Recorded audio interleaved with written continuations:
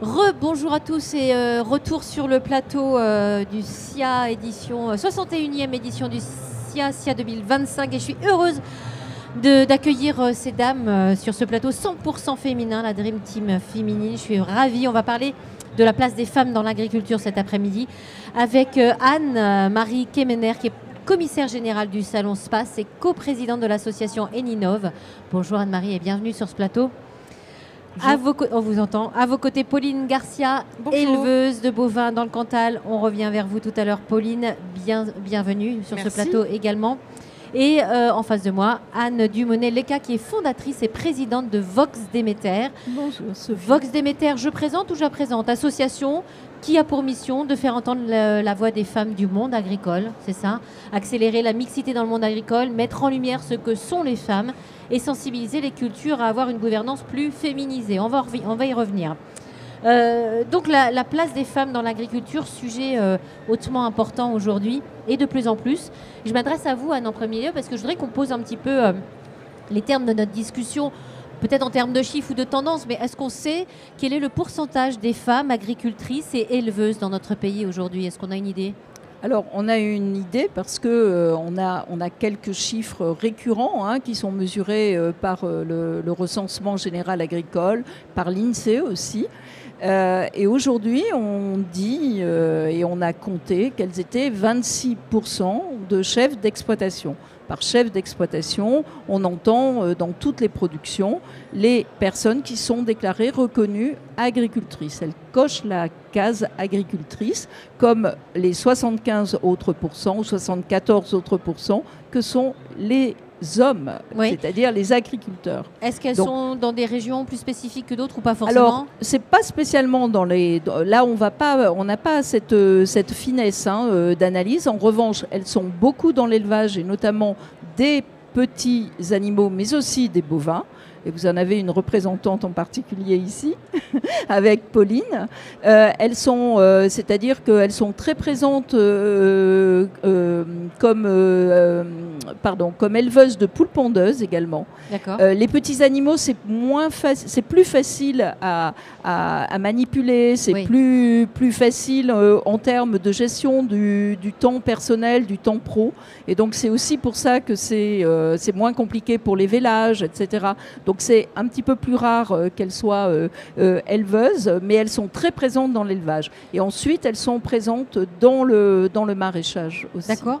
Est-ce qu'elles sont suffisamment représentées aujourd'hui dans les organisations professionnelles agricoles et dans les instances de décision? C'est peut-être là où ça pêche peut-être un peu plus. Alors c'est là où, comme dans beaucoup de secteurs, c'est pas exceptionnel en agriculture, mais c'est vrai que les agricultrices, elles ont plusieurs métiers en tant qu'agricultrices déjà, et elles sont souvent des femmes engagées qui veulent s'engager, mais elles n'ont pas toujours le temps, elles n'ont pas toujours la place. Et c'est là où effectivement on est obligé de regarder que les chiffres pêchent beaucoup en termes de féminisation, de représentativité. Concrètement, dans les coopératives agricoles, même s'il y a beaucoup de choses qui sont faites et c'est formidable, on est forcé de constater qu'elles ne sont que 10% aujourd'hui d'administratrices. Donc les quotas, par exemple, qui ont été institués dans les chambres d'agriculture ont permis depuis 2013 l'intégration de plus de femmes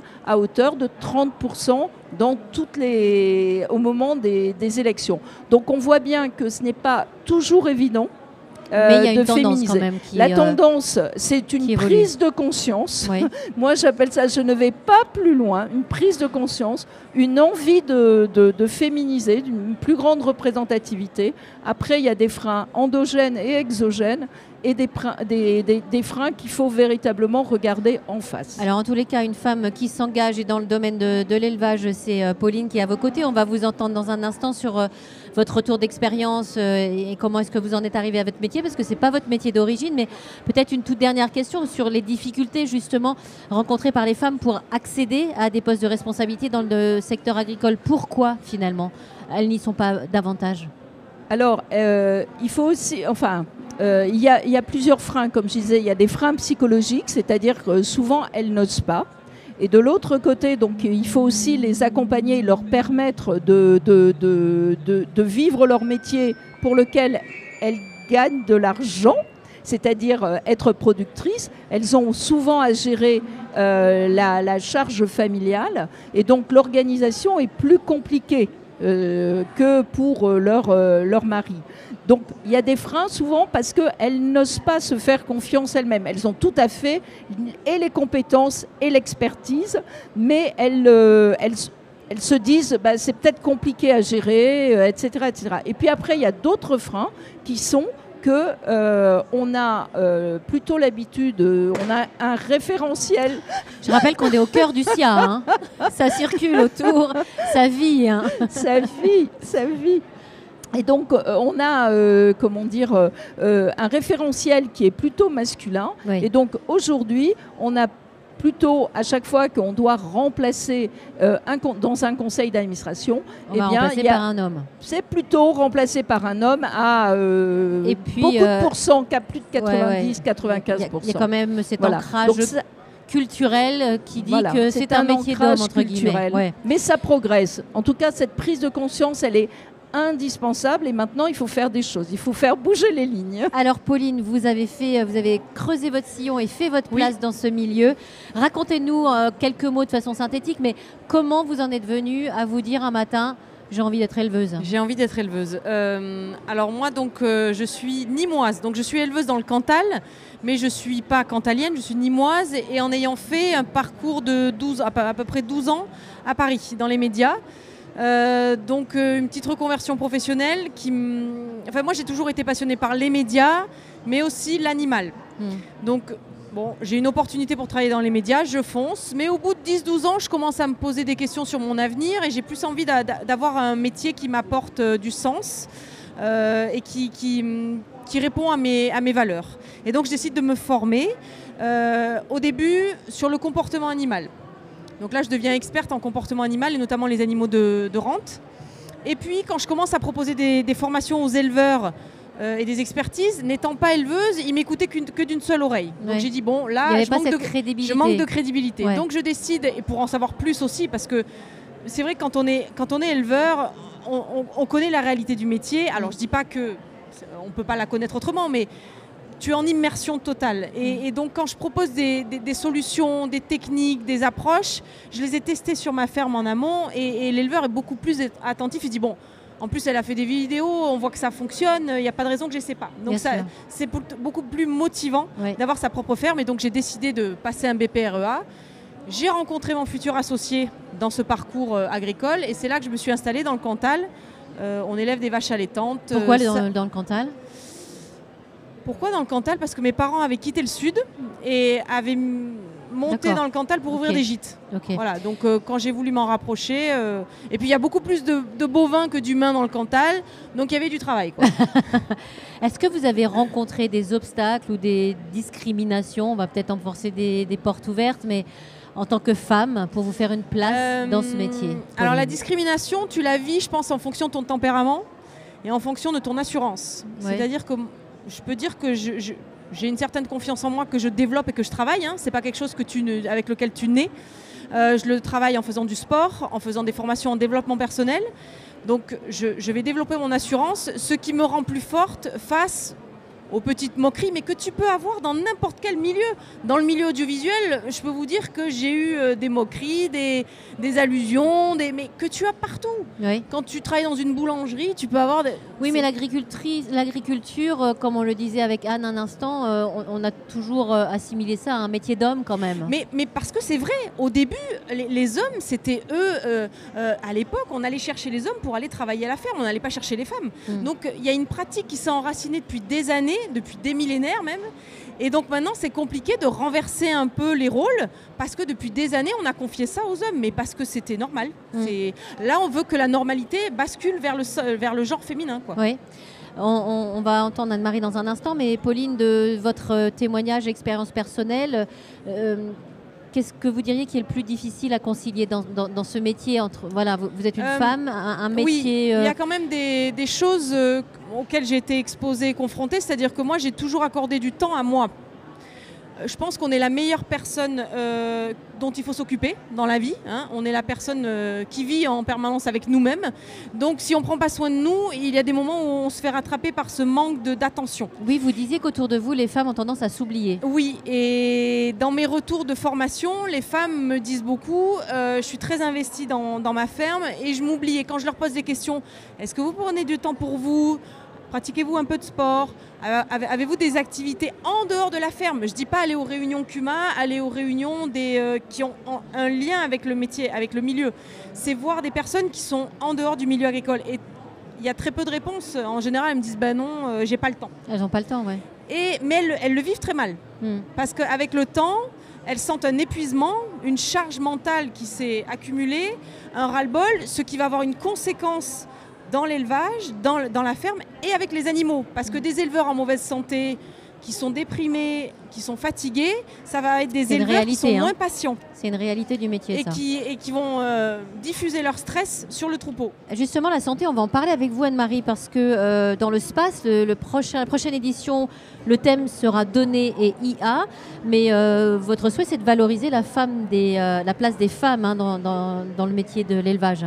Oui, au-delà du sujet principal de l'année qui sera très technique et très porteur aussi pour toutes nos filières d'élevage, très techno.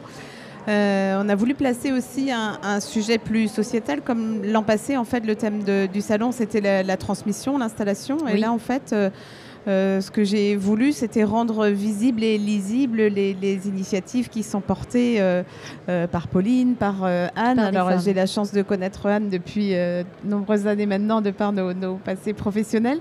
Mais quand je vois l'ampleur et la qualité du travail qui est mené et vraiment l'image qui ressort de tout ce travail, je me dis qu'en fait, nous, notre devoir en tant qu'organisateur de salon, c'est d'être un amplificateur en fait, de messages et de porter justement certaines informations auprès des femmes, notamment dans les filières d'élevage. Et pour en revenir à la santé, en fait, comme nous, on a lieu du 16, 17, 18 septembre, on est toujours en septembre forcément, donc avant la période Octobre Rose.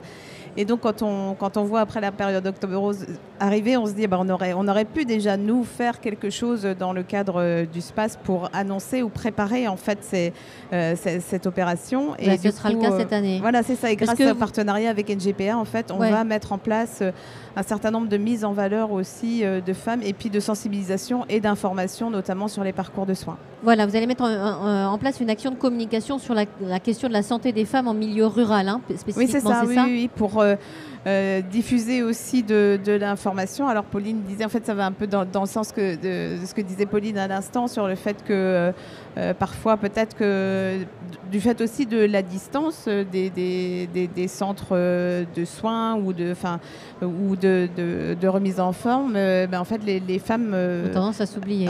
Alors qu'il y a des dispositifs qui existent pour les accompagner. Donc en fait c'est pour les aider aussi et rendre tout ça plus lisible dans un salon qui est porteur pour toutes les filières d'élevage. Que sait-on justement sur ce sujet en particulier, Anne? Est-ce que les femmes agricultrices et éleveuses sont-elles confrontées davantage que les autres à des problèmes de santé spécifiques? Alors il y a bien sûr certaines maladies qu'on retrouve comme les TMS, les troubles musculo-squelettiques, en fonction des tâches répétitives. Et c'est particulièrement vrai dans le monde de l'élevage pour les femmes. Des blessures que l'on peut avoir en manipulant un animal, un taureau, mais même des vaches qui font 600, 800 kilos. Des ports de charges lourdes bien sûr, il y a des charges lourdes, mais c'est vrai que la manipulation d'animaux, c'est là où il peut y avoir les chutes aussi.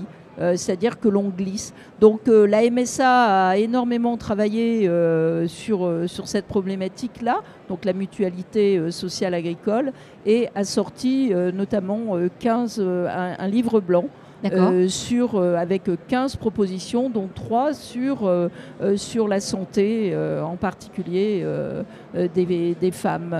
Enfin là, c'est vraiment des propositions pour les femmes, mais vraiment pour améliorer là aussi leur conscientisation des dangers auxquels elles sont, et pour faciliter aussi non seulement leur vie à elles, mais aussi pour rendre attractif le métier, parce que c'est vrai que certaines jeunes filles à l'extérieur peuvent dire moi j'ai pas envie de ce genre de métier. La force, etc. Donc il y a vraiment beaucoup de travail à faire pour faciliter le métier. Pauline, est-ce que justement ce sont des choses que vous n'aviez peut-être pas en tête quand vous avez démarré ce métier, toutes ces contraintes physiques? Moi je me suis effectivement installée en 2015 et à partir du moment où je me suis installée, comme on m'a toujours dit l'agriculture c'est un métier physique, j'ai un peu laissé de côté le sport, chose que je pratiquais très souvent avant. Ouais. Et c'est là que les troubles et les douleurs ont apparu. Et quand j'ai commencé à en parler à des coachs sportifs et à mon kiné, il m'a dit mais tu as fait l'erreur de ta vie, c'est d'arrêter du sport. Ouais. Parce que le fait de faire du sport, tu vas maintenir une masse musculaire et tu vas souvent, quand on est à la salle de sport, on fait souvent des efforts qui sont poussés. Et donc tu vas solliciter ton corps dans un effort beaucoup plus avancé, et quand tu vas être à la ferme, tu vas mieux encaisser les efforts qui sont un peu inférieurs. Et j'ai fait une vidéo justement avec un coach pour expliquer ça, pour expliquer que l'entretien régulier du corps te permet de mieux gérer les efforts soutenus à la ferme, d'être en meilleure forme et d'être en meilleure forme mentale aussi. Et ça se voit, vous êtes en forme. Merci. Je travaille pour ça. Oui, on a compris. Quelles sont les solutions existantes aujourd'hui ou à développer justement pour faciliter la vie des femmes agricultrices? Parce que Pauline, je ne sais pas, vous avez des enfants ou pas? Oui, j'ai un enfant de 5 ans. Voilà, il y a aussi ça à gérer quand même quand on gère une exploitation. C'est et pas... Oui. Voilà. Je ne le mets pas dans le parc des Vaux en lui disant vas-y, fais ta vie. Amuse-toi mon chéri. C'est ça. Je te récupère ce soir. Il peut s'amuser, mais bon, le langage de l'espèce n'est pas le même quand même. Mais est-ce qu'il y a des solutions qui existent aujourd'hui pour aider les femmes dans la gestion du quotidien aussi, qui est quand même lourde quand on gère une exploitation? Moi, je pense que les femmes, ce qu'elles recherchent, c'est une écoute et leur confirmer que ce qu'elles pensent, c'est bien. Parce que souvent, elles sont seules dans leur ferme en disant « Oh, si je faisais ça, comment les autres vont l'interpréter ?» Et le fait de se retrouver en groupe et on ait à peu près une idée qui va toutes dans le même sens, ça les motive. Parce que souvent, c'est ce qui leur manque, c'est ça. La motivation et de pousser la porte de la salle de remise en forme ou de téléphoner ou de prendre contact avec un coach sportif. Et c'est ça ce qui leur manque, c'est de se retrouver, d'avoir les mêmes motivations et de passer à l'action. Ouais. Peut-être qu'il faut créer aussi un réseau. Voilà. Oui, Anne. Ne pas être seul. Oui. Et c'est vrai qu'il y a des réseaux qui se créent. Alors il y a des régions, des départements qui sont plus favorisés que d'autres. Bien sûr. Dans le Cantal, les distances, c'est tellement facile.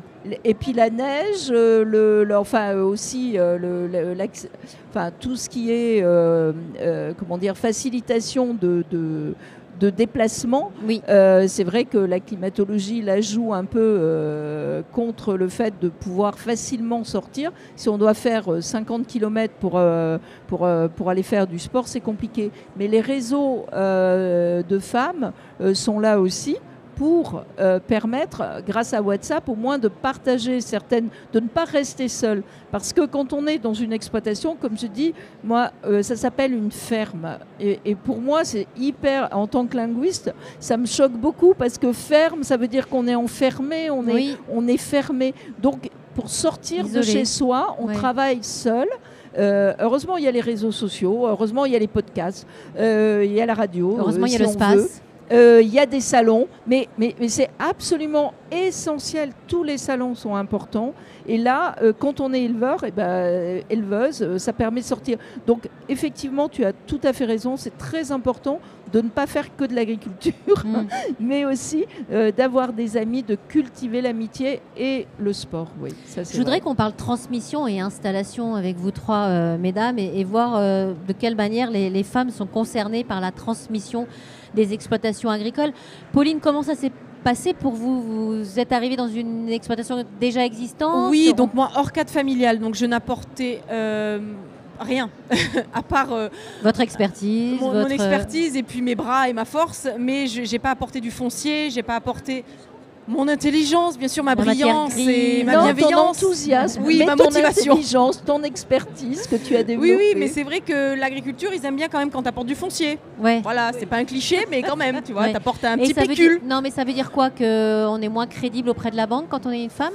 Non. Aussi? Non, pas forcément. Non. Ça, la banque, à partir du moment où tu fais un crédit et tu peux assurer tes revenus, il n'y a pas de problème. D'accord. Oui, ils sont toujours là pour te donner de l'argent. Mais blague à part, c'est pas. J'ai rencontré on va dire des freins un peu par rapport à mon approche sur la relation homme-animal, quoi. C'est donc mon autre activité. En tant qu'éleveuse, ils ont trouvé, dans le Cantal, c'est pas facile de trouver toujours des associés motivés. Donc déjà, même si j'étais hors cadre familial, j'ai été très bien accueillie parce que ma motivation, il y a beaucoup de personnes qui sont pas motivées, quoi. Oui. Ils n'ont pas d'objectif dans la vie et moi j'avais cet objectif de m'installer, d'apprendre et rien qu'avec ça, mon associé m'a fait confiance et ça a été déjà hyper important. La confiance qui s'est créée entre mon associé et moi. De façon générale, les unes et les autres, quelles sont les difficultés que les femmes rencontrent justement lorsqu'elles souhaitent s'installer sur une exploitation agricole ? Est-ce que vous avez des retours de ça, Anne-Marie ? C'est peut-être de trouver le format qui leur convient et puis aussi trouver aussi la filière ou le type d'élevage qui leur convient, quoi. On parlait tout à l'heure de la filière volaille avec...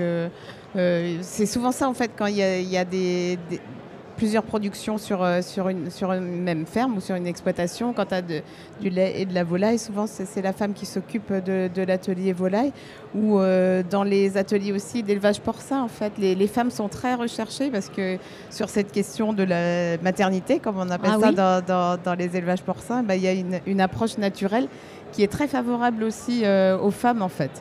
Dans le cadre du SPAS, en fait, on a mis depuis plusieurs années en place un espace jeune dans lequel on donne la parole aux jeunes pour savoir comment ils envisagent, ils et elles envisagent de faire leur métier demain. Les lycéens. Les lycéens, voilà. Ouais. Et on constate qu'il y a une grande mixité quand même dans les écoles d'agriculture. Il y a beaucoup de jeunes filles qui veulent s'engager dans l'élevage. On a eu parfois des témoignages aussi de jeunes filles qui disaient je vais plutôt me destiner vers l'élevage de chevaux ou autre. Et en fait, quand elles découvrent la richesse de l'élevage laitier, par exemple, elles développent une appétence pour cet élevage et elles s'y engagent. Donc, encore une fois, je pense qu'il ne faut pas opposer à la fois les femmes et les hommes dans le milieu agricole, mais se servir aussi de tous nos relais de communication et d'information pour aussi peut-être sensibiliser les hommes à certaines problématiques.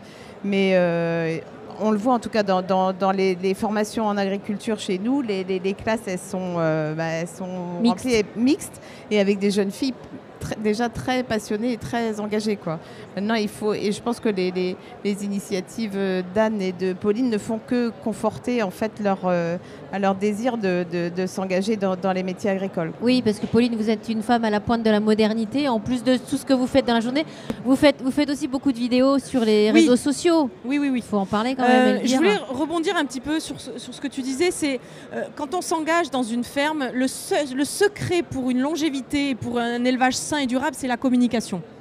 Si tu communiques pas assez avec ton associé, avec ton père qui peut être travailler avec toi, si par exemple une fille travaille dans la ferme familiale et le père est persuadé que sa fille adore les bovins, c'est familial, tout le monde a fait ça toute notre vie. C'est comme ça et c'est pas autrement. En fait, elle est passionnée par les brebis, mais elle n'ose pas le dire. Ouais. Donc elle va suivre le sillon du père parce qu'elle sent qu'il y a une petite pression derrière quand même pour s'installer. Et le seul problème, c'est qu'elle, c'est les petits ruminants. Sa passion, c'est ça. Donc elle va travailler avec une énorme frustration. Et ça vient de la communication. Si elle avait dit un jour à son père, calmement, sans s'énerver, écoute papa, j'aimerais reprendre la ferme, mais en intégrant une filière ovine dans la ferme. Est-ce que tu serais prêt à m'accompagner dans ce projet ? Parfois, c'est juste un peu de mots, de communication avec gentillesse, et ça permet d'apporter du mieux-être dans une ferme. Bien sûr. Parce que, voilà. Les réseaux sociaux, donc les réseaux c'est important sociaux, aujourd'hui. Pour moi, c'est un véritable tremplin. Quand j'ai commencé à développer mon savoir et mes connaissances dans ma ferme, j'étais au fond du Cantal, à 1200 mètres d'altitude, avec 3 exploitants sur une commune. Je peux vous dire que pour communiquer, c'était très limité. Donc le Cantal, ça a été, les réseaux sociaux ont été un véritable tremplin pour exporter ma méthode au-delà du département. Vous aviez la fibre dans le Cantal ? Au début, c'était en morse, et puis avec de la fumée, comme ça, je faisais des messages.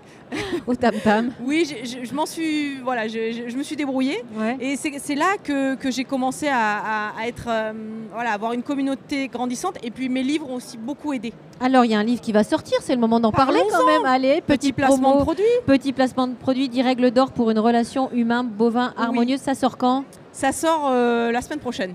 Oh bah voilà. Voilà, début mars quoi. Bon, l'année prochaine, vous viendrez nous en reparler Avec au SIA et grand peut-être plaisir. à la prochaine édition du SPACE. Mais Anne, est-ce qu'il existe des dispositifs aujourd'hui qui peuvent être mis en place pour encourager les femmes à se lancer dans une carrière agricole ou d'éleveuse?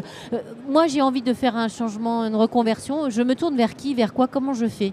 Alors, il y a beaucoup d'organismes. Vous avez les chambres d'agriculture qui sont les premiers points d'entrée de l'installation, du métier. Il y a le ministère, sur le site du ministère, oui. Évidemment. Mais on se rend compte qu'il manque. Et il y a les CIVAM aussi, beaucoup de structures, les centres d'information. Je ne vais pas me lancer dans l'acronyme, dans l'explication de l'acronyme, mais en tout cas des structures dans chaque département, en fait, qui sont pour les hommes et pour les femmes, évidemment, pour devenir agriculteur ou agricultrice, mais qui sont quelquefois seuls qui ne sont pas des copier-coller dans tous les départements. Et c'est quelque chose qui, pour moi, aujourd'hui, ça m'étonne parfois qu'il y ait des régions, des départements qui sont particulièrement bien dotés pour pouvoir permettre à des jeunes ou des moins jeunes d'ailleurs, parce que la reconversion, ça existe à 30 ans, à 50 ans. Hier, il y avait une agricultrice qui est devenue agricultrice à 60 ans. Donc, elle n'a pas les mêmes attentes, évidemment. Elle connaît certaines choses. Elle a des demandes. Et c'est vrai qu'il manque, c'est ce que nous recommandons dans l'entrepreneuriat féminin en agriculture, libérer les potentiels, la note que j'ai coécrite avec Agridé, donc Agridé, Vox et Meter, c'est justement qu'il y ait peut-être un endroit où les femmes qui veulent devenir agricultrices trouvent un site avec tous les points d'entrée, que ce soit des pages à l'intérieur du ministère, du site du ministère, des chambres agri, mais qu'il y ait des points d'entrée visibles pour retrouver la marche à suivre pour l'installation ou la reprise d'une exploitation. Comment est-ce qu'on envisage, on arrive quasiment au terme de ce plateau, mais comment est-ce qu'on envisage l'évolution de la place des femmes dans l'agriculture dans les années à venir? Est-ce qu'on imagine que ça va être, on va avoir de plus en plus de femmes s'installer, ou on est plutôt sur une tendance à la baisse? Anne-Marie, qu'est-ce que vous observez, vous? Moi, je pense que, vu la structure, en fait, comme je vous le disais, dans les établissements scolaires de formation, en fait, et la présence importante des jeunes filles, je pense qu'il y aura une place pour tout le monde. Maintenant, le tout, c'est d'ouvrir les portes des dialogues, de sensibiliser peut-être les hommes à certaines questions, mais je pense que les femmes, elles ont forcément toute leur place dans le monde agricole. Et justement, grâce aussi aux réseaux sociaux, en fait, toutes ces actions-là, elles permettent aussi de dégager une image plus attractive du métier moins vieillissante, et plus moderne, plus vertueuse, exactement. Il n'y a qu'à regarder Pauline, de toute façon. Voilà. Pauline, les femmes ont toujours eu une place très importante dans le monde agricole. Alors, on parlait tout à l'heure, en fait, du fait que c'était les hommes qui étaient uniquement... mais pendant les périodes de guerre, c'était les femmes qui ont repris le relais. L'exploitation, bien sûr. Pauline, si vous aviez un message à faire passer aux jeunes femmes, aux femmes en général qui ont envie, qui hésitent, qui ne savent pas, qu'est-ce que vous avez envie de dire de votre propre expérience? Déjà, est-ce que vous regrettez votre reconversion? Absolument pas. J'ai pas l'impression. Non, je suis très heureuse de ce que je fais et du parcours que j'ai eu et de mon ancienne expérience aussi. Alors, donner un conseil comme ça, en fait, c'est très subjectif parce que tout va dépendre du tempérament de la personne. Si c'est une personne assez effacée, introvertie déjà au sein de sa famille, du jour au lendemain dire bon, écoutez, aujourd'hui, on va faire ce que j'ai décidé. Ils vont la regarder en lui disant tu vas rester à ta place, sans non plus. Voilà. Ça veut dire quoi? Il faut avoir un tempérament fort dans ce domaine? Je pense que gagner en confiance en soi. À travers des activités en dehors de la ferme, ça te permet de t'affirmer sans non plus se rebeller et braquer tout son entourage. C'est pas du tout l'objectif, parce que c'est quand même la communication, l'objectif, et pas de se monter les uns contre les autres. Mais je pense que gagner confiance en soi, son capital confiance, c'est important pour justement affronter le parcours de l'installation qui m'a pris 1 an quand même avec la Chambre d'agriculture. C'est un parcours assez chaotique parfois, et donc la confiance en soi est essentielle, étroitement liée, quoi. Anne, un dernier mot? Alors je dirais 1 an pour un parcours d'installation, c'est 2 ans le plus souvent. Donc, 2 ans quand il n'y a pas, on est dans une situation relativement simple. Donc 2 ans, je suis d'accord avec toi, il faut de la confiance en soi, sauf que tout le monde ne part pas avec la même confiance en soi. Bien sûr. Donc ça ne doit pas être un point d'entrée ou un point de refus. Je pense qu'en dehors de la confiance en soi, il faut surtout être sûr de son choix. Oui. Et c'est ça c'est la motivation qui va faire que ça dure 1 an, que ça dure 2 ans. Les filles et les garçons et les jeunes, parce que vraiment, vont aller jusqu'au bout de leur projet. Et surtout, moi, ma recommandation, c'est vraiment de poser des questions, d'aller voir des agriculteurs, des agricultrices. Osez. Vous ne les connaissez pas, mais vous tapez à la porte, ils vous ouvriront, elles vous parleront de manière vraiment à avoir des bons projets qui vous permettent de vivre après. Parce que ce n'est pas le tout de le lancer, le projet. Il faut que en ça dure. vivre. Ouais, donc, choix, vraiment, ça c'est clair. Confiance en soi, il faut toujours la travailler toute sa vie. Se former et vraiment avoir un bon projet qui soit durable. On conclut très rapidement, Pauline. L'importance de l'entourage. Savoir bien s'entourer avec des gens optimistes qui croient en toi. Oui. Parce que dans le milieu agricole, mais aussi dans la société en général, on a beaucoup de personnes, quand tu proposes une nouvelle idée, « Ah mais ça marchera pas, mais tu te compliques la vie. » Alors ces personnes-là, vous les mettez de côté. Même si c'est vos parents. Et croire en ses rêves. Il y a des moments où il faut les écouter, mais pas toujours. Ouais. La nouvelle génération, elle est censée s'améliorer et pas régresser. Je précise que sur les réseaux sociaux, vous communiquez sous le nom Éthodiversité. Pauline, c'est bien ça. Oui. Donc je rappelle les 10 règles d'or pour une relation humain-bovin harmonieuse. Ça sort début mars. Oui. Précipitez-vous pour acheter ce livre avec tous les bons conseils de Pauline. Merci. Le SPACE 16, 17 et 18 septembre 2025. Anne-Marie, on y sera. C'est ça. Voilà, on vous attend tous.